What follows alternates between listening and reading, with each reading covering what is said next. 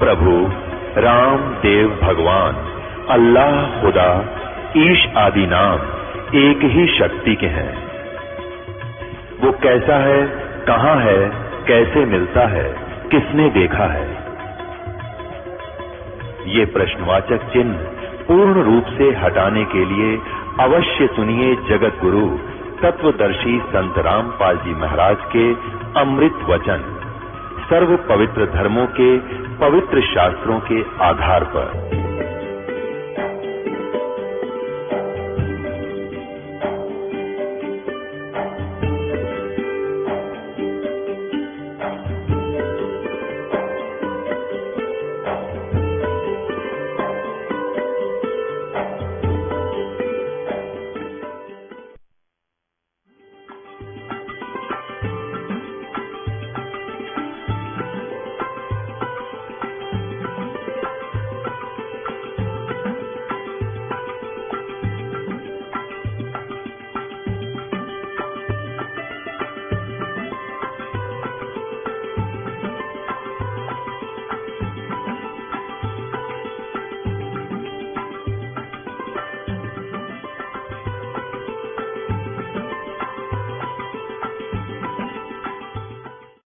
सतगुरु पुरुष कबीर हैं चारों युग परवान, ये झूठे गुरुआ मर गए हो गए भूत मसान। झूठे गुरु के आश्रय कदे ना उधर जीव, सच्चा पुरुष कबीर है आज परम गुरु पीव।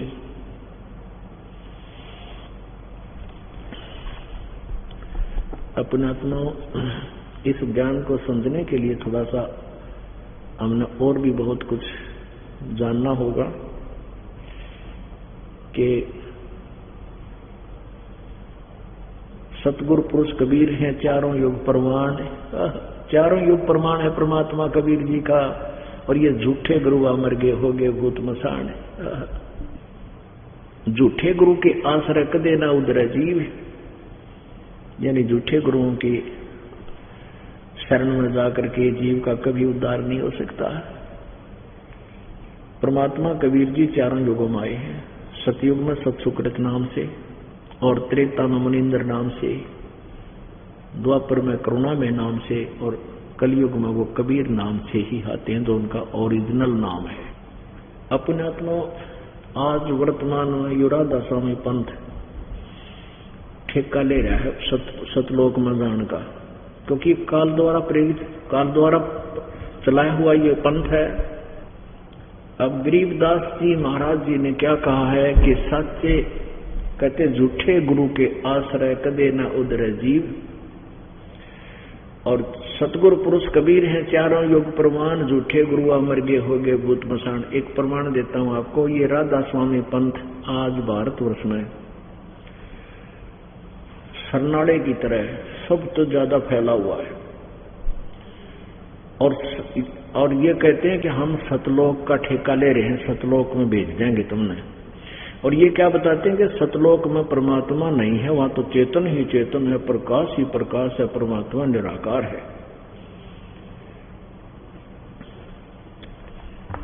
अब झूठे गुरु की पहचान, हमारे एक भक्त ने एक राधा स्वामी पंथ के भगत से प्रश्न किया कि भाई आपके परम धनी इस कलयुग तो पहले भी कभी आए तुमने संभालने के लिए, आपके लिए कभी पहले आए? किसी युग में बता दो, है तुम्हारे ग्रंथ में प्रमाण? कहने लगा ना पहले तो नहीं आए, और कबीर जी चारों युगों में आए। तो परम धनी कौन हुए? अगला बात तो हमने कभी सुनी, बात तो जान में नहीं आई, उस तो पहले फिर की जा रहे थे परम धनी।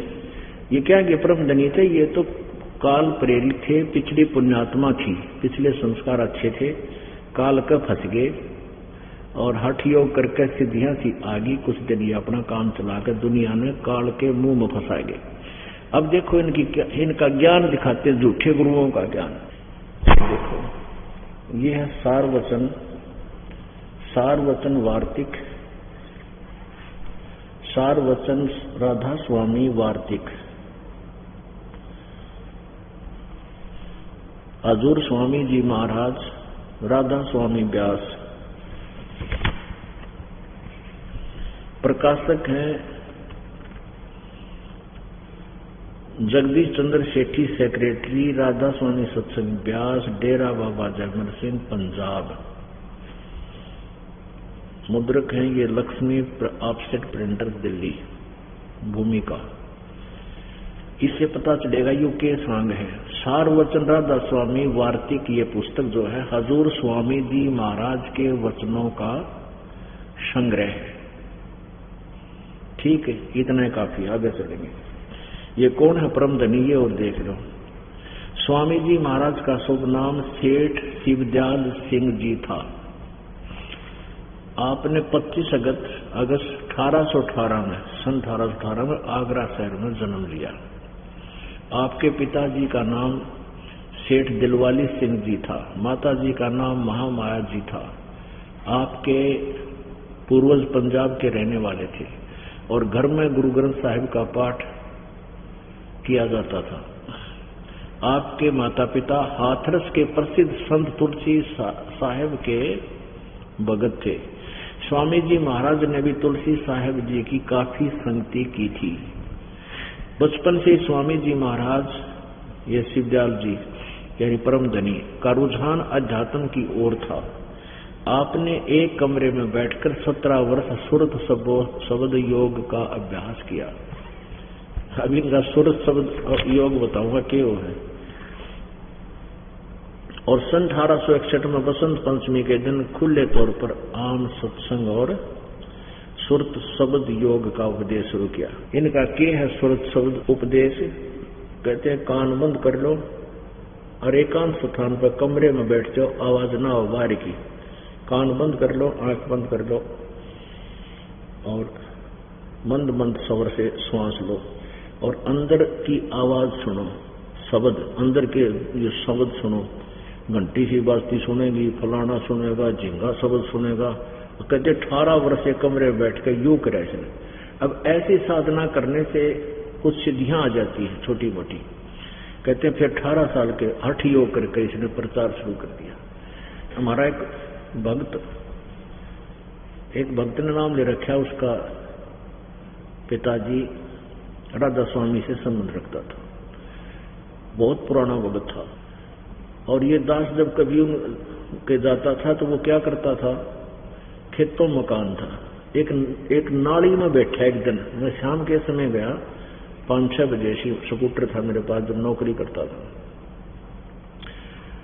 तो खेतों में गया। मैं दूर से स्कूटर रोक के वहां फिर पैदल जाना पड़ा इनके घर तक। पानी था बीच में, खेतों में पानी डाल सिंचाई कर रखी थी, तो डोले के साथ साथ गया था। एक बंदर सा बैठा उस नाली में रात के, शाम ने मतलब शाम का समय था, थोड़ा थोड़ा सूर्यास्त होने वाला था और नो बैठा नो करे। मैं उसके पास से निकला, वह पूछा माँ बाबू कौन बैठा है? बोला हमारा बाबू बैठा है। मैं के करे है? नो कह बोला अभ्यास करूं सुरत शब्द का। फिर वो काना तभी हाथ हटा लिया, फिर नो बैठा। फिर वो थोड़ी देर में उठ का आ गया। मैंने पूछा माँ के देखा था भगत जी वहां क्या कर रहे थे? मैं बोला जंगा शब्द सुनू था उड़ा जंगा शब्द, और वो बह रहा हो कम सुने उसने। मैं कहा नो जंगा, बोला नाली में बोल रहा था उस नाली में यानी जो सिंचाई का दाना बोल रहे उसने। नो बोला उसमें सुनू था कि शाम के समय कीड़े मकोड़े बोले रहे चो चो चो। नो बोला झिंगा शब्द सुनू था मुड़ा बैठ कर।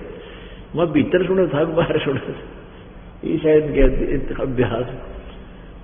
वो झिंगा तो बाहर बोल रहा था, फिर तरह तुम भीतर सुनो, वो तो भीतर बताओ थे। अब भीतर लेगा अंदर वाले का और बताता हूँ इसकी क्या दुर्गति बनी। अब देखो इनका ज्ञान, ये वही पुस्तक है सारवचन राधा स्वामी वार्तिक। अब इसमें के लिख रखा है शिवदयाल जी के अपने वचना में, इस तरह के दिलचस्प। राधा स्वामी दयाल की दया राधा स्वामी साहे, खुलासा उपदेश हजूर राधा स्वामी साहब का ये वचन जगतनाथ स्वान है। इसकी दफा एक में क्या लिखा है कि सिर्फ काम इतना है कि इंसान यानी मनुष्य अपनी सूरत यानी रूह को उसके खजाने और निकास यानी मुकाम सतनाम और राधा स्वामी में। यहाँ सतनाम और राधा स्वामी को मुकाम बताया, मुकाम माने स्थान पहुंचावे। 14 पृष्ठ 13-14 पृष्ठ अपने पढ़ा। फिर तीसरी दफा में क्या लिखा है, जितने भी आचार्य और महात्मा होता, मतलब ये सिद्ध करना चाहता दास कि इसको मंजिल बोलता है कि संत सिर्फ ये लिखे हैं कि सब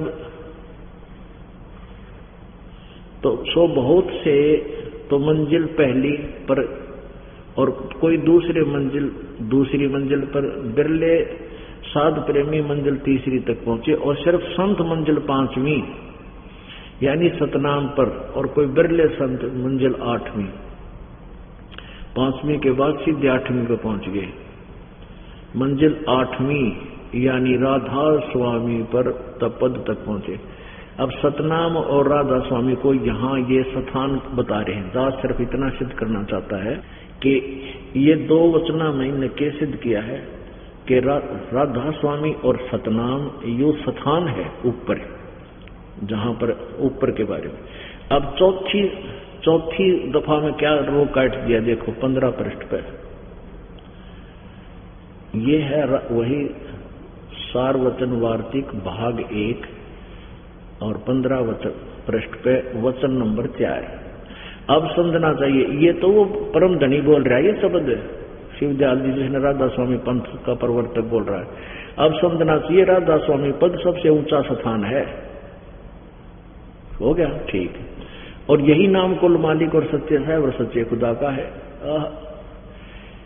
और इस मुकाम से 2 स्थान नीचे राधा स्वामी स्थान तय, 2 स्थान नीचे सतनाम का मुकाम है। अब वहां सतनाम को मुकाम में बोल रहे थे, मुकाम का मुकाम है, पलाट का पलाट है। ये समझो नालायक कहेंगे, देख वचन। और जिसको संतों ने सतलोक और सचखंड और सार शब्द और सत शब्द और सतनाम और सतपुरुष करके बयान किया है, ये जोड़ दिया गया टाडंगा। इस सतनाम को के बोला है संता ने, जिसको कहते हैं सतलोक भी क्या है, सचखंड भी, सार शब्द भी, सत शब्द भी और सतनाम भी, सतपुरुष भी सतनाम ने कहे। अरे थरा गजब वही हो, हे परमात्मा, हे मेरे मालिक। अब ऐसे नालायक संतों ने यू बैठा रखे हैं और इसके पीछे करोड़ों आदमी लाग रहे, भेड़ वाली चाल अपना कर्म बिगाड़ रहे। अब इसकी के दुरुक्ति हुई, कहते हैं सतगुरु पुरुष कबीर हैं ये चारों युग परवान, और झूठे गुरु मर गए वो हो गए भूत मसान। ये भूत बना फिर शिवदयाल जी कि झूठा गुरु। अब दिखाता हूं आपको, ये इनका जीवन चरित्र उन्हीं के द्वारा लिखा हुआ है। ये देखिए जीवन चरित्र स्वामी जी महाराज, राधा स्वामी ट्रस्ट, स्वामी बाग, आगरा, इतने यूपी से। और जीवन चरित्र राधा स्वामी दयाल की दया, राधा स्वामी दयाल की दया, जीवन चरित्र स्वामी जी महाराज। और लेखक हैं इस शिवदयाल जी के छोटे भाई लाला प्रताप सिंह सेठ उर्फ चाचा जी साहब। प्रकाशक राधा स्वामी ट्रस्ट, स्वामी बाग, आगरा। सर्वाधिकार प्रकाशक द्वारा सुरक्षित है। इसके ये कहां से प्रिंट हुआ है? अर्पण मुद्रक है, अर्पण प्रिंटरी राधा स्वामी चैम्बर, बालेज रोड, आनंद। ये हो परम धनी। देखियो डर ना जाइयो, मेरा पाचन कर लो। ये हो परम धनी, ये है परम धनी वो उनके। अब हे भगवान, परम पुरुष पूर्ण धनी अधूर स्वामी जी महाराज। इस पूर्ण धनी का देखिए क्या बनेगा। ये है जीवन चरित्र स्वामी जी महाराज का पृष्ठ 78 पे और 71 नंबर वचन। अब बुक्की जी का, जो कि सिब्बो जी की छोटी बहन थी, थोड़ा सा हाल लिखा जाता है। यह सिब्बो जी से कुछ वर्ष अरसे बाद स्वामी जी महाराज के चरणों में आई थी। जब इन्होंने कुछ दिन सत्संग किया और वचन स्वामी जी महाराज के सुने और वे वचन हृदय में समा गए, तब इनमें प्रेम की हालत, इनके प्रेम की हालत अजीब थी कि जब स्वामी जी महाराज वचन का अर्थ पोथियों का करते तब इनकी आंखें सुर्ख अंगारा सी हो जाती थी और आंसू बराबर टपकते रहते थे और बहुत देर तक यानी घंटों उन वचनों का नशा बना रहता था। और जब स्वामी जी महाराज कथा से फुर्सत पाकर हुक्का पीते थे, ओहो या रई की कसर और पागी धर्म परम धनी की हुक्का पीता था, या अभ्यास का रस लेते थे या कथा करने को बैठते थे, तो बुक्की जी महाराज के चरणों का अंगूठा, बुक्की जी महाराज जी के चरणों का अंगूठा मुंह में रखे हुए घंटों चरणामृत का रस लेती रहती थी। और जब कोई मत्था टेकने के वास्ते हटाना चाहता तो वे चरण नहीं छोड़ना चाहती थी। तब मत्था टेकने वाले से कह दिया जाता कि तुम दूसरे चरण पर मत्था टेक लो और इस प्यासी को मत हटाओ। अब इसमें ये स्पष्ट हो गया कि स्वामी जी परम धनी राधा स्वामी जो का यो प्रवर्तक शिवदयाल जी चरणों पर मत्था टेकवाता था। अब राधा स्वामी पंथ के अनुयायी क्या कहते हैं कि जो परम संत है उनकी क्या पहचान है कि एक तो वो पैसा नहीं लेते, दूसरे वो चरण नहीं छुआते। ये तरह परम धनी तो चरण भी छुआवे और बिना पीछे ही महल की तगाड़े जी इतने बड़े बड़े आश्रम बना रहे, ये कोई वैसे ऊपर तो पड़ गए। तो इनकी बनावटी बातें। तो हमारे भक्त ने कहा कि भाई तुम लोगों को हो परम संत की ये पहचान है, वो चरण नहीं छुआता, कि तुम्हारे ये जीवन चरित्र में लिखा हुआ है बुक्की जी उसके चरण का अंगूठा चूसा करती, कोई मत्था टेकना था उसको कह दिया जाता दूसरे चरण पर टेक लो। ये क्या है हमने देखा है कौन कदे, पढ़ाई नहीं है आपा आज एक ज्ञान तो है नहीं, किसी ने सारी दंत कथा सुना रखी। अपने पंथ का भी प्रत्येक अपने अनुयायी उस अनुयायी को अपने ही पंथ के बारे में पूर्ण ज्ञान नहीं, तो हमारी बात नहीं कड़वी लागे हैं, वो अपने से परिचित नहीं है। इनको भी हमने पढ़ाना पड़ेगा। देखा आपके ये लिख रखा है अन्यो रामपाल बुरा कुआ है नौर बिरव के दोष है भाई। अब ये लिख रहे हैं, मैं पढ़कर सुना दोनों कहो तो झूठा है कपटी, और लिख तुम रहे झूठो फिर झूठे तुम हो, गलत तुमने लिख रखा है, मैं कैसे झूठा। बता आपका लिखा हुआ एज इट इज पढ़कर सुना रहा हूं, दिखा रहा हूं, सुना भी ना रहा, पढ़ा रहा हूं साथ में। अब देखो आगे कह दिया जाता था कि तुम दूसरे चरण पर मत्था टेक लो, इस पासी को मत हटाओ। वह बयान किया करती थी कि मुझे इसमें ऐसा रस आता है जैसे कोई दूध था। इनके भजन का ये हाल था कि 8 घंटे 9 घंटे रोज भजन किया करती थी। अब फिर बताओ मैं भजन करती थी या भूत के नशे में पड़ी रहती थी। इनको स्वामी जी महाराज के दर्शनों का पूरा आधार हो गया था और सुरत भी ऊंचे देश में पहुंच जाती थी।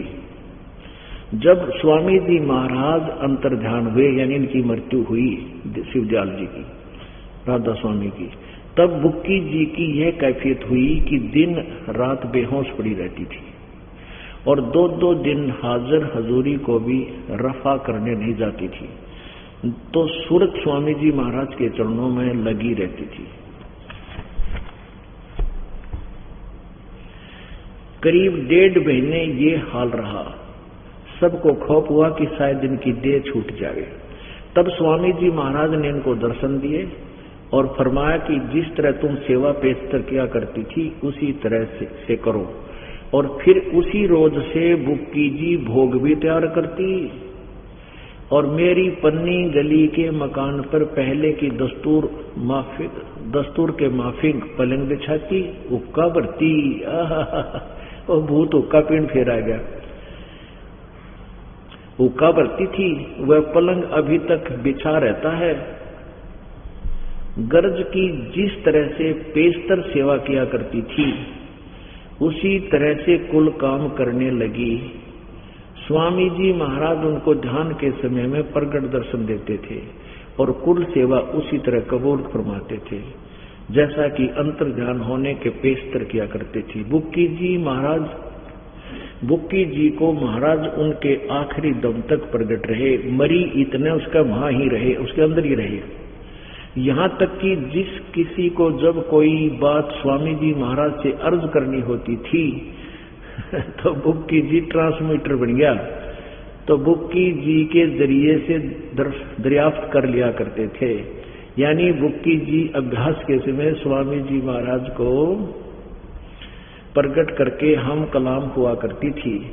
इस नियाजमंद यानी लेखक कहता प्रताप सिंह शिवदयाल जी का छोटा भाई, इस नियाजमंद को भी जब कभी भीड़ के समय पर घबराहट होती थी, यानी कोई आपत्ति आ जाती थी और किसी तरह से अकल काम नहीं देती थी, तब बुक्की जी के जरिए से स्वामी जी महाराज का हुक्म लिया करता था। भूत का बुक्की का आगे बोला करता और भूत बुक्की में बोलता फिर, और जैसा हुक्म होता था उसी के मुवाफिक बंदा कारबंद होता था। और इसी तरह राय साहब, ये राय साहब है सालेग्राम, राय साहब ने भी मौज की थी, बुक्की जी के जरिए से 2-4 बार हुक्म हासिल किए थे। अब पुण्यात्माओं, झूठे गुरुआ मर गए, हो गए भूत मसान। अब क्या करती थी अब बुक्की, यो 1-1.5 महीने तक तपस्या पे बुन्या उड़ घड़ा काल में घेर के, फिर इसकी भूत की योनि के लिए भेज दिया। यो सीधा भटकता हुआ वहां आ गया और बुक्की में प्रवेश कर गया अपनी शिष्या में। अब फिर वो उसी तरह बुक्की यानी रोटी बनावे, वो कब्र के आप खावे, पलंग पर बैठ के, जिस तरह पहला बैठा करता बुक्की बैठे वहां पर, और वो कब्र का गुरुड़ गुरुड़ छक्का उक्का पीवे। और यूँ कहता लेखक प्रताप सिंह कहता कि मुझे जब आपत्ति आ जाती थी मैं बुक्की के सामने जाके प्रश्न करता था, मेरी समस्या का फिर समाधान बताते थे कि बुक्की बोलो भूत। एक भगत कह रहा था जी मेरा चाचा राधा स्वामी था, और वो काफी देर शाम के समय, सुबह भी शाम को भी कई 1 घंटा 1.5 घंटा वो इतना बैठ जाया करता, कत्ती जब इसमें सांस न मांस, ऊपर कपड़ा गिर देता, यूं बैठा रहता 2-2 घंटे। और वो बीड़ी सिगरेट पिया करता, ओक्का भी पीता था। ओक्का तो राजा स्वामी वाला का दादा लाई है, क्योंकि इनका जो हेड ऑफ दी डिपार्टमेंट पीन लग रहा। और वो चूरमा घना खाया करता। वो मृत्यु को प्राप्त हो गया, मृत्यु को प्राप्त हो गया तो अपनी पुत्र वधू में बढ़कर बोलने लग गया। और वह कभी बीड़ी नहीं पिया करती, बीड़ी पीने लगी और चूरमा बनावर खावे। ये वह कई बार धमका दी, पीट पैट दी, तो नो कह थारा नाश कर दूंगा, मैं थारा चाचा बोलू हूँ। और ले वही चाचा भी दुखी कर, तू भक्ति करा करता बोला, फिर ना बोल रहे नो तू भक्ति करता था कि भूत बन गया, कति नहीं बोल रहे। कह नु बोला उसके नु बोला मेरा वह मकान बना दो, बाहर एक मंडी सी बनवा दी, फिर बिना पीछा छोड़े। और एक आधी बार उसने ऐसा कुछ हमारा भविष्य का भी बता दिया जिससे हमें कुछ लाभ भी हो गया है इस तरह। लेकिन वो दुखी घना करा करे, उसका मां रहे ना वह कुछ काम करे, सारे दिन पड़ी रहे नू बेचारी, वो दे तोड़ा कुंगर उसका मां बढ़कर उस लड़की में। तो कहता ईब आपका नाम लिए पाछे वो चाचा पांडा छूटा भूत थे। तो ये दशा थी इस शिवदयाल जी की, ये भूत बनकर बुक्की में आ गया, मैं चूरमे खावर होका पीवा पलंग पर बैठ के, और वो प्रश्न करे, वो बुक्की में बोलो। बुक्की को रेडियो स्टेशन था, आकाशवाणी उड़े हुए थी उसकी, वो भूत था उसमें। तो पुण्यात्माओं रामपाल इसीलिए बुंडा लग गया है कि सच्ची कहे, और सच्ची कहे बिना यू जख्म भरा को ना। पुण्यात्माओं जैसे हमारे एक भक्त था, एक भक्त था बूढ़ा, हम काशी यात्रा पर गए थे एक बार, वो रास्ते में एक्सीडेंट हो गया। ये बरवाला आश्रम जो पुराने वाला था छोटा सा था, उसमें 1-2 कमरे बना रखे थे, और वो यहाँ रहने लग गया रहा करता। तो वो यहाँ बरवाला किसी डॉक्टर को दिखाया, डॉक्टर ने वहीं एक कंपाउंडर भेज दिया, रोज के 10 रुपये पट्टी के ले ले 20 रुपये। वो जावे, उसने पट्टी खोला और छेड़ा छाड़ी करे, बूढ़ा ने कहा मर गया ना छेड़ा। तो उसने सोची कि जे रोज के 10 रुपये तेरे जावे, वो उसके ऊपर नहीं पट्टी कराया हुआ। 1 महीना हो गया, उसमें बदबू मारने लगी जख्म में। एक ऐसे घूमता फिरता एक डॉक्टर चला गया, वैसे ही हमारा एक भगत रहता था उसके साथ, उसका मित्र था। उन्होंने जाकर देखा बदबू आ रही है, बुढ़ा का क्यों हो रहा है, क्या हो गया इसको। उसने बताया एक्सीडेंट हो गया था, इसका जख्म हो रहा है। उन्होंने देखा सड़ा है कति। अब वो वापस गया बरवाला शहर में, पट्टी वट्टी सारे सामान ले गया, और वह पट्टी खोली और वो पाड़ी उस पर तो जख्म, वो बूढ़ा रो है, मर गया। नो बोला एक बार मरेगा ना, टांग कट्टेगी त्रिया, ये कुछ ना हो थोड़ी देर। उसने उसका पाड़ के वह पट्टी और पाड़ के जख्म, वो ऊपर तो लिपाप होती है और इसके अंदर जख्म मवाद बन रहा, तो उसको धीरे धीरे ऐसे फोड़ कर सारा मवाद काटा, फिर खूब अच्छी तरह सफाई करके और पट्टी शुरू करी। चौथे दिन जख्म भर गया। एक बाबू डर रोया बतेरा, फिर आगे सदा का सुख हो गया। तो पुण्यात्मा ये पट्टी पड़ने लग रहा है, ये दास आपकी, और ये जख्म भर जाएगा। इन्हें तो ऊपर लिपा पोती कर रखी, जख्म बना दिया, ये भक्ति हीन बना दिया आपको, कर्म नाश कर दिया आपके। और कहते हैं समझा है तो सर दर पाओ, बोर नहीं रे ऐसा दाओ। बोलो सतगुरुदेव। परम पिता परमात्मा पूर्ण ब्रह्म सारी सृष्टि के रचनहार कुल मालिक कबीर जी, कबीर देव, कबीर साहब, अल्लाह अकबर। ये वही परमात्मा है जो बनारस में भारतवर्ष की पवित्र भूमि काशी शहर में कबीर एक लहर तारा नामक तालाब के अंदर कमल के फूल पर एक शिशु रूप धारण करके सन 1398 में विराजमान हुए थे। इस परमात्मा को ना पहचान कर हम आन उपासना करके अपना जीवन व्यर्थ कर रहे हैं। काल भगवान जिसके लोक में हम रह रहे हैं ये बहुत निर्दयी है, पूरा कपट इसके अंदर है, हमें धोखे में यहाँ रखा हुआ है। परमेश्वर कबीर जी के ज्ञान से हमें अब प्रकाश हुआ, रोशनी हुई कि हम पूर्ण रूप से यहाँ मिसगाइड किए हुए हैं। हमें बाई फोर्स यहाँ रखा हुआ है। अब हम प्रत्येक क्रिया देखते हैं कि किस प्रकार हमें यहाँ फंसा रखा है, और ऐसे जुगाड़ जोड़ रखे जो जीव के बस का नहीं है कि इनको ये तोड़ सके, इनसे बच सके। जैसे काम, क्रोध, मोह, लोभ, अहंकार, और ये पांचों की पांचों इस काल के बंधन हैं। इस काल ने हमें बहुत बुरी तरह बांध रखा है। परमात्मा स्वयं आते हैं, इस काल के जाल से हमें परिचित करवाते हैं। कबीर देव, कबीर साहब वो बनारस में जो आए थे, काशी शहर में जुलाहा धानक नाम से जो प्रसिद्ध हुए, ये हमारे पिता हैं, हम सब आत्माओं के, चाहे कोई हिंदू है, मुसलमान है, सिख या ईसाई है, या चींटी है या हाथी है, किसी भी दुनिया में जो प्राणी आज दुख उठा रहा है, हम सभी उसी धानक रूप करतार उस परम पिता परमात्मा परम अक्षर ब्रह्म की संतान है, और अपने के दुख में अपना ही दुखी हुआ करता है। पुण्यात्माओं, आप देखते हो किसी का बेटा मर गया, किसी की बेटी मर गई, किसी की हाथ कट गया, किसी की टांग कट गया, किसी को कैंसर हो रहा है, कोई किसी प्रकार पीड़ित है, कोई किसी दुख से दुखी है। क्या परमात्मा ऐसे दुख देता है? कभी नहीं। फिर प्रश्न उठता है कि फिर हमें ऐसा दुख क्यों दिया जा रहा है जब भगवान दयालु हैं? परमात्मा ने बताया है कि तुम जहां रह रहे हो ये दयालु नहीं, ये कसाई है। ये ऐसा भगवान है जैसे कसाई बकरे पालता है। कसाई बकरे पालता है, उनके लिए सुविधाएं रखता है, अपने बकरे बकरियों के लिए नर मादा को एक जगह रखता है, वो संतानोत्पत्ति करते हैं, उनके लिए सब सुविधा बनाता है। सर्दी गर्मी से बचने के लिए एक झोंपड़ी, छान यानी शेड आदि का प्रबंध करता है। उनके लिए जलाशय का व्यवस्था करता है, पानी पिलाता है, चारा चराता है। तो वो भोली आत्मा ये समझती है ये व्यक्ति जो हमारी इतनी केयर टेक कर रहा है ये बड़ा दयालु है, बहुत नेक है, हमारा प्रिय है। क्योंकि उनकी बुद्धि काम नहीं करती, वो पशु जोनी में है। और फिर शाम के समय जब भी आवश्यकता होती है उसी समय वो किसी का बेटा मरो या किसी की बेटी मरो, बाप मरो या माँ मरो, वो नहीं देखता एक परिवार के 2 हैं या 3 हैं, वो तो उनसे निकाल लेता मोटे मोटे छांट के और शाम को अपना ले जा करके कड़च करवा देता है। पुण्यात्माओं, इसी प्रकार इस काल ने आप जी को यहां पाल रखा है, ये सचकर मान लेना।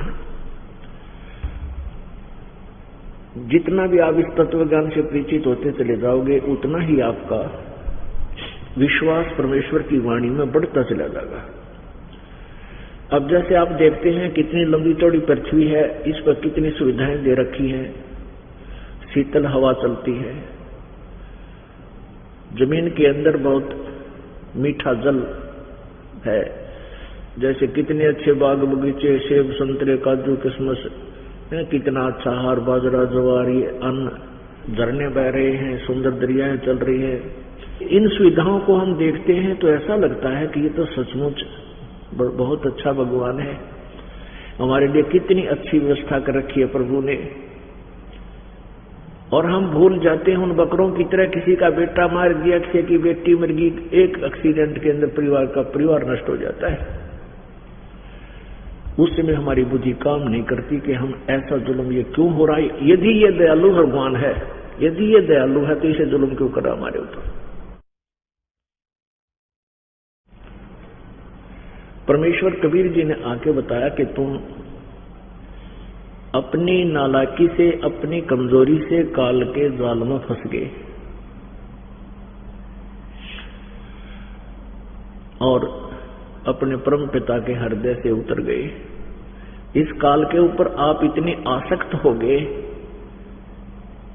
कि रोके नहीं रुके तुम, और इस काल ने फिर यहां लाकर के आपके साथ ऐसा दुर्व्यवहार किया है कि आपको परमात्मा से कोसों दूर कर दिया, अपनी महिमा बना ली और परमात्मा की नामों निशान मिटा दिया। वो परमात्मा कबीर देव जी स्वयं ही आकर के हमें यहाँ याद दिलाते हैं। क्या याद दिलाते हैं? मन तू सुख के सागर बस रे भाई, और न ऐसा यस रे। अपनात्माओं, यहाँ हम अपनी महिमा की भूख में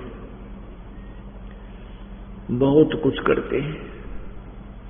परमात्मा याद दिलाते हैं कि यहाँ का जो यश है, तेरी महिमा है, या नकली है। मान लीजिए कोई अच्छा महान संत हुआ, कोई अच्छा राजनेता हो गया, और भी कोई ऐसा समाज सेवक बन गया, बहुत अच्छी महिमा होगी उसकी, और जनता उससे बहुत प्रभावित हुई। उसकी मृत्यु के उपरांत उसका स्टैच्यू बना दिया सत्कार के लिए, एक उसकी यादगार बना दी, उसका बुत बना दिया, एक मूर्ति स्थापित कर दी बहुत साजबाज के साथ, और प्रति वर्ष उसका जन्मदिन और उसका जो कोई परोपकार दिन मनाया जा रहा है। और वो मनमाना की तरह गधा बन रहा हो, मनाए जाओ उस परोपकार दिन में, मनाते रहो वहां उसके जन्मदिन में, कैसा लगे उसको। तो क्या बताते हैं परमात्मा? मन तू सुख के सागर बस रे भाई, और न ऐसा यस रे। सुख का सागर है। परमात्मा कहते हैं तुम इस लोक के रहने वाले नहीं हो, आप यहां गलत देश में आ गए। पुण्यात्मा, जिस समय आपको परमेश्वर की इस वाणी का चस्का पड़ जाएगा, इस परमेश्वर की अमृत वाणी का जब आपके अंदर एक चाह बन जाएगी, आपके पाप कुछ कम हो जाएंगे, फिर आपको परमात्मा की भक्ति और ये वाणी बहुत स्वादिष्ट लगेगी। ना आपका गाने सुनने दिल करे, ना कोई बकवास सुनने को दिल करे, ना कोई इधर उधर की गप्पे मारने को दिल करे। आपकी यही इच्छा रहेगी कि भगवान की वाणी पढ़ें, मंत्र जाप करें, नित नियम करें। तो क्या बताते हैं परमात्मा? अनसा देश सुदेश का यो पड़ा कुदेशों आए, जिनका चारा मोतियां वो गोग्यों क्यों पतियावे। कितनी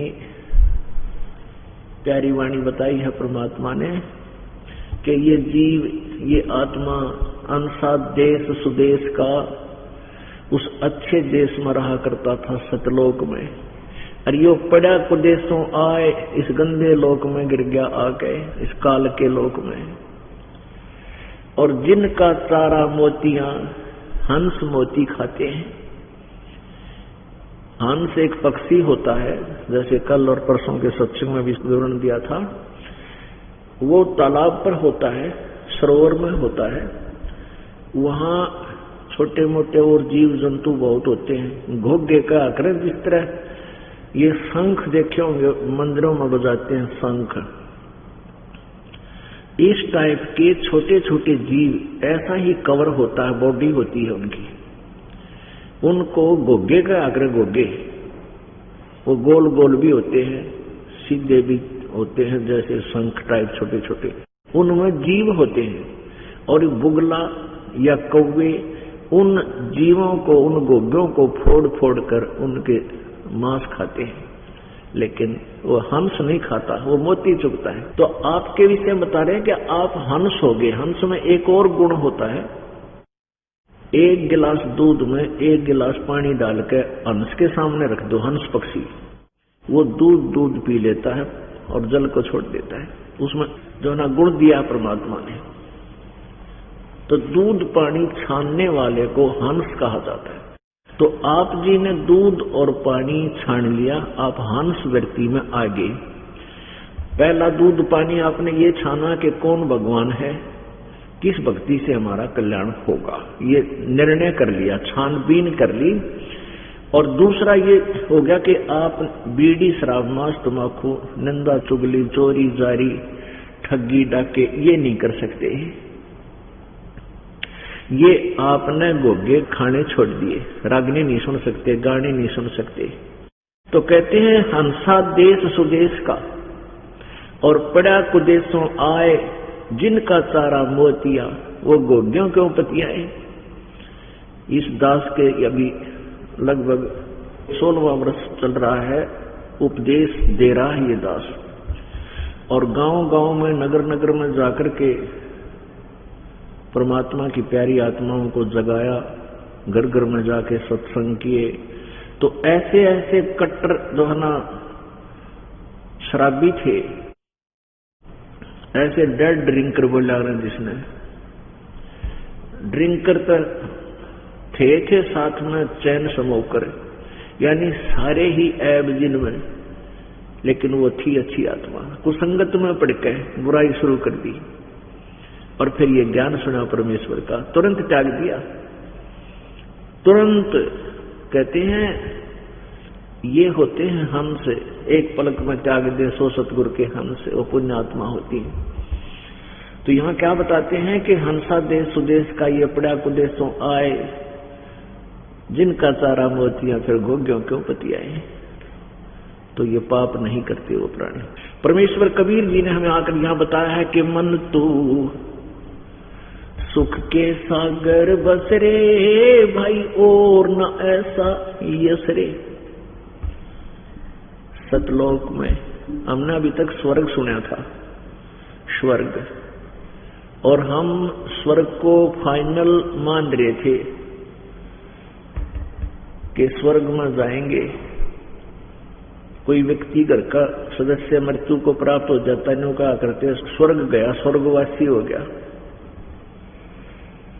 तो वो स्वर्ग क्या चीज है, स्वर्ग की डेफिनेशन बताते हैं, परिभाषा आपको बताते हैं। जैसे एक धनी व्यक्ति वर्ष के 10 महीने तक यहाँ गर्म क्षेत्र में हरियाणा, पंजाब, राजस्थान, उत्तर प्रदेश, मध्य प्रदेश आदि क्षेत्र में 10 महीने अपना व्यवसाय बिजनेस करे और पैसे कुछ बच जा 20-30 हजार रुपए, तो मई जून में यानी ज्यादा गर्मी वाला समय होता है, उसको कुल्लू, मनाली, शिमला और वहां चला जावे, वहां होटल के अंदर कमरा किराए पे ले हुए और सारा दिन खूब सैर सपट्टे करे। लेकिन वो खर्चा सारा उसकी जेब तक हो रहा है, वह जेब खाली हो रही है प्रतिदिन। और 2 महीना में 20-30 हजार रुपये वो जितने ले गया था पॉकेट में वो खत्म करके फिर मुंह लटका के वहीं आ जाता अपने कर्म क्षेत्र में। अब अगले सीजन में हो सके ना दाव लगे 10-20 हजार रुपये की बचत का, तो फिर वो तो उससे भी गया। तो पुण्यात्माओं, स्वर्ग में वही प्राणी जाते हैं जो यहाँ पुण्य करते हैं, धर्म पुण्य करते हैं, और उन पुण्यों के कारण वो स्वर्ग चले जाते हैं। स्वर्ग के अंदर सारी बकवाद है, शराब पियो, कुछ बकवाद करो, गाने बजाने, सब वैश्याओं के नाच, बड़े बड़े सारे, सबसे ज्यादा बकवाद इन स्वर्ग के अंदर है। और वहां उतने दिन ही प्राणी रह सकता है जितना उसके पुण्यों की पूंजी वहां डिपॉजिट है, और जिस दिन वो पुण्य अक्षीण हो जाएंगे 1 सेकंड भी नहीं रहने देंगे स्वर्ग में, तुरंत नरक में ठोकेंगे। नरक के बाद फिर ये यहीं पृथ्वी पर फिर धक्के खाओगा। तो परमात्मा कहते हैं स्वर्ग हमने भी देखा पर हमारा मन नहीं लग गया, क्योंकि इस ज्ञान से हम परिचित हो जाएंगे तो सबसे बड़ा शत्रु है ये स्वर्ग, तो हमारी पूंजी को नाश कराता है। ये राजपाट यहाँ का ये भी हमारे लिए सबसे बड़ा धोखा है। या किसी भी राजपद को हमने प्राप्त नहीं करना। इंद्र दा राज कागदा विष्टा। होय होय होय। अब सतलोक के सुख की तुलना में यहाँ स्वर्ग के राजा इंद्र का राज भी कहते हैं कौवे की बीट के तुल्य है, हलवे के बराबर में। ओहो, अब आप विचार कर लेना। तो सतलोक इतना अच्छा सतल है। गीता जी अध्याय नंबर 7 के श्लोक नंबर 29 में गीता ज्ञानदाता कहता है कि जो मेरे ज्ञान पर आश्रित हो जाता है। चौथे अध्याय के 32वें श्लोक में बताया है कि सच्चिदानंद घन ब्रह्म की वाणी में परमेश्वर के धार्मिक अनुष्ठानों का विस्तार से विवरण दिया गया है, यानी कबीर वाणी में। उसको तत्व ज्ञान कहते हैं।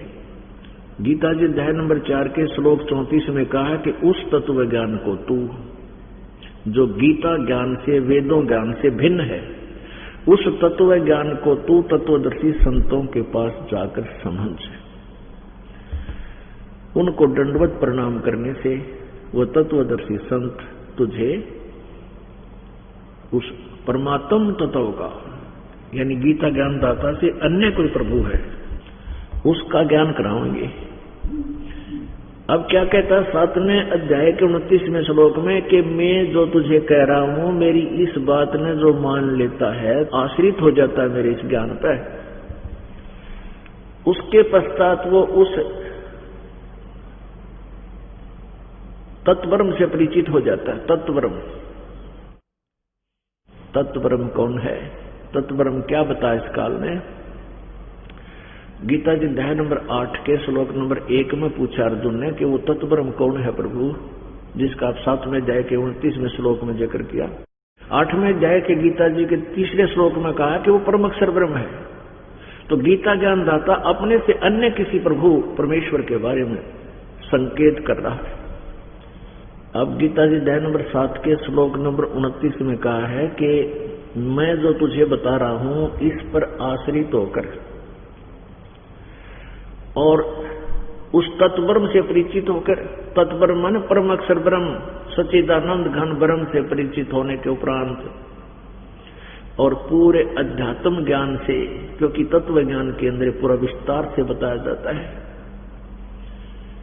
और सभी कर्मों से, यानी कौन से कर्म पाप हैं, कौन से करने चाहिए, कौन से ना करने चाहिए, इससे परिचित होने के उपरांत ये प्राणी फिर जरा और मरण से ही छुटकारा पाने का यत्न करता है। जरा मीन वृद्धावस्था, बुढ़ापा, और मरण माने मृत्यु। कहते हैं सबसे बड़ा दुख इस प्राणी के लिए बुढ़ापा और मृत्यु है। पुण्यात्माओं, आज आप कितने सुखी नजर आते हो अपने आप में? भाई मेरा बेटा भी है, बेटी है, अच्छी संतान है, खूब उनको सुविधा है, उनके बाल बच्चे हैं, बढ़िया उनका व्यवसाय है, परंतु हम ये भूल जाते हैं कि ये है कितने दिन का। या दिमाग में ना आती कि ये है कितने दिन का। आप देखते हो इसे बड़े बड़े सेठ, मंत्री, मुख्यमंत्री, प्रधानमंत्री 1 मिनट में यहां से सब कुछ छोड़कर चले जाते हैं, परिवार को त्याग कर चले जाते हैं, सारी संपत्ति को छोड़कर 1 सेकंड में मृत्यु को प्राप्त हो जाते हैं। तो हमारी बुद्धि वहां नहीं पहुंचती। क्यों नहीं पहुंचती? क्योंकि हमने तत्व ज्ञान नहीं सुना, हमें कोई संत नहीं मिला। तो पुण्यात्माओं, यहां से तो आपको जाना पड़ेगा। इस बात ने मानो चाहे मत मानो या फाइनल है, पर हमने मानना पड़ेगा क्योंकि हम ये भक्त हो गए, हमें ज्ञान मिल गया, हमारी वो मोतियाबिंद का ऑपरेशन समाप्त हो गया, खत्म हो गया। हमारा मोतियाबिंद का ऑपरेशन हो गया, हमारा मोतियाबिंद नष्ट हो गया। तो क्या बताते हैं कि हम उस सतलोक में चलेंगे, वहां जरा और मृत्यु नहीं है, वहां कभी ना बुढ़ापा होता सतलोक में, ना मृत्यु होती, वहां युवा शरीर रहता है और कभी मरण नहीं होता। हम इतने ढीठ हो लिए यहां पर, हमारा किसी का कोड लाग रहा है, वो बिना सोचा भगवान जीवित रहा रो। किसी को और भी भयंकर बीमारी है तो न सोचे भगवान मेरा जीवन बचे, किसी तरह जान बचे, और जान फिर भी जाएगी। एक तो हम न सोचे हैं, पहला तो दुख यहां और बहुत है जिसकी गिनती को नहीं। बचपन से ही प्राणी दुख उठाने लगता है, लेकिन हम छोटे मोटे दुखों के आदी हो गए सहन करने के। इन आम दुखों को तो हम दुख भी ना मानते, और हम इतने ढीठ हैं जब मृत्यु ना होते इन दुखों ने भी सहन कर लिया, कोई दिक्कत को नहीं। दुख भी और फिर मृत्यु भी, दोनों पीड़ा और बुढ़ापा। तो परमात्मा क्या बताते हैं, वहां कोई दुख नहीं सतलोक में। ऐसी ही सृष्टि होगी वहां पर, ऐसा ही आपका शरीर होगा, लेकिन उसका मटेरियल दूसरा होगा। ये मटेरियल बहुत खराब है जो शरीर हमने पहन रखा है, जो ये महल हमारा मिला हुआ है, ये बिल्कुल व्यर्थ है। ये तो बालू की भींत, बालू रेत से बना हुआ कोई मकान हो, वो कितना अस्थायी होता है अंडरस्टूड है। और एक कंक्रीट से बना हो, तो ये समझ लो कि सतलोक में आपको वो शरीर मिलेगा जो कभी बूढ़ा नहीं होता।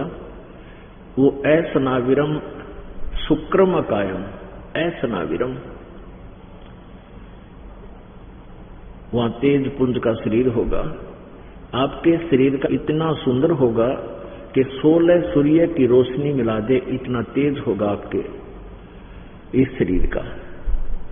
गर्मी नहीं होगी, लेकिन इतना नूर होगा आपके शरीर का।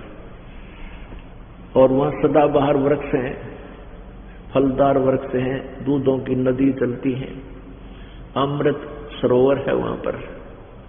वहां कोई धूल मिट्टी नहीं है, वहां दिन रात नहीं है। तो क्या बताते हैं, वहां कोई टेंशन नहीं है, ना बीपी हाई हो ना लो हो, आपस में वहां द्वेष नहीं है, राग नहीं है, काम नहीं, क्रोध नहीं, किसी प्रकार का अहंकार नहीं, कोई भाई बंटवारा नहीं। अपने आत्माओं, आप यहां आते हो, ये रिहर्सल है उस मिनी सतलोक, समझ लो ये सतलोक आश्रम बरवाड़ा, मिनी सतलोक। यहां आप आए हो, आपको एक जैसा आहार, एक जैसा बिस्तर, एक जैसा बैठना, सबको एक जैसा स्नान आदि करने की व्यवस्था है। आप यहां आए हो, आपने कोई काम नहीं, नहाओ धो, खाना बनाओ और खाओ, और मालिक ने याद करो। तो ऐसे सतलोक में हम रहेंगे। राग द्वेष एक आधा निकम्मा खर हमारे अंदर यहाँ दोष घने भर रखा है। हम कोई नए नए आए हैं, वह पुरानी आदत के कारण थोड़ी बहुत गड़बड़ कर देते हैं। कोई दरजाई पर रोड़ा कर दे, कोई गद्दा बिछा रहा है तो प्रेम कर ले, और ये तो कर लो कितना है, बाकी है इनकी जरूरत नहीं पड़ेगी। किसी को कोई न्योय नहीं, वो एक जैसा सबको व्यवहार है, एक जैसा सबको बैठने उठने खाने की वस्तु मिल रही है। तो यहाँ द्वेष तो हो ही नहीं सकता। कोई आदतवश बकवादी आदमी कितने कर ले, वो तो उसकी आदत बनी हुई है। तो सतलोक में ऐसे है, वहां ना कोई भाई बंटवारा, ना किसी चीज का अभाव, सबको एक जैसा वहां पर मकान है, एक जैसा सब आहार खाने को है, एक जैसा व्यवहार है। तो वहां ना द्वेष है, ना राग है, और ना ही किसी प्रकार का और विकार है। अब जैसे छोटे बालक होते हैं 2-4 साल के, 5 वर्ष के, उनमें किसी प्रकार की वासना नहीं होती, उनमें बिल्कुल ही नहीं होती, और कितना अच्छा उनका जीवन होता है, कितना उनका जो है ना सुख होता है उन बच्चों को, अब उस जीवन में ही हम महसूस कर सकते हैं। उसके बाद जितने युवा होते चले जाते हैं, ये विकार आग लगाते चले जाते हैं, इस जीव को 24 घंटे बेचैन रखते हैं। ऐसा भाव वहां रहेगा जो सतलोक के अंदर कोई विकार आवे को ना, इस प्रकार का शरीर है, और हर तरह की सुविधा वहां पर उपलब्ध है। तो उसको कहते हैं सुख का सागर। सुख सागर की परिभाषा थोड़ी सी बताते हैं। जैसे कई बार इस दास के साथ तो बहुत बार बनती है ऐसे, और ये कभी आपके साथ भी बनी होगी। अकेले बैठा हो, कभी कभी एक ऐसी हिलोर उठती है अंदर से, कोई भी पराया नहीं लगता, ना कोई शत्रु महसूस होता। कितना ही निकम्मा व्यक्ति कितना दुख दे रहा हो अपने को, उसके प्रति भी एक बहुत अच्छा प्रेम जाग जाता है, द्वेष नहीं रहता।